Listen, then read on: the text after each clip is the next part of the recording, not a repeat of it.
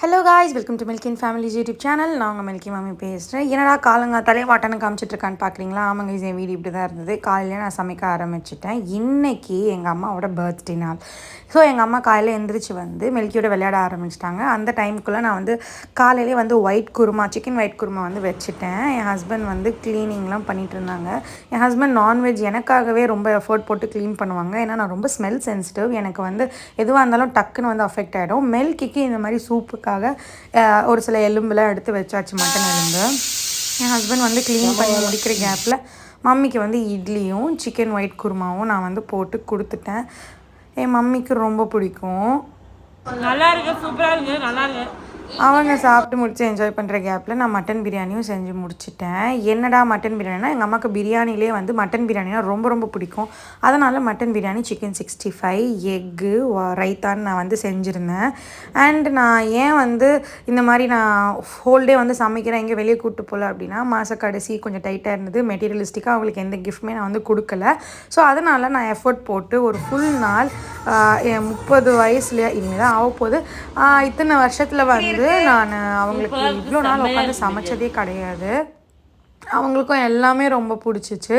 3 வேளையும் அவங்களுக்கு நான் சமைச்சு கொடுத்தேன். அதுக்கப்புறம் ஈவினிங் ஒரு பக்கத்தில் இருக்க ஒரு ஆஃபரிங் சென்டருக்கு போயிட்டு மில்கியை கூப்பிட்டு போயிருந்தோம். நாங்கள் அங்கே கொஞ்ச நேரம் டைம் ஸ்பெண்ட் பண்ணியிருந்தோம். மில்கி ஜாலியாக இந்த மாதிரி இடத்துலலாம் எப்போயுமே விளையாடுவான். அவனுக்கு என்னமோ தெரியல, சர்ச்சு, இந்த மாதிரி ப்ரேயர் பண்ணுற பீப்புள், இவங்களெல்லாம் நேச்சுரலாகவே பிடிக்குதான்னு தெரியல. அவங்களும் ரொம்ப கனெக்டடாக இருக்கான். அந்த மாதிரி இடங்கள் அதெல்லாமே அவனுக்கு ரொம்ப பிடிக்குது. எங்களுக்குமே அவனுடைய பிஹேவியர்லாம் பார்க்கும்போது ரொம்ப ஷாக்காக இருக்கும். இந்த புது ஆன்ட்டிக்கிட்ட அவன் எப்படி பேசுகிறான் பாருங்க.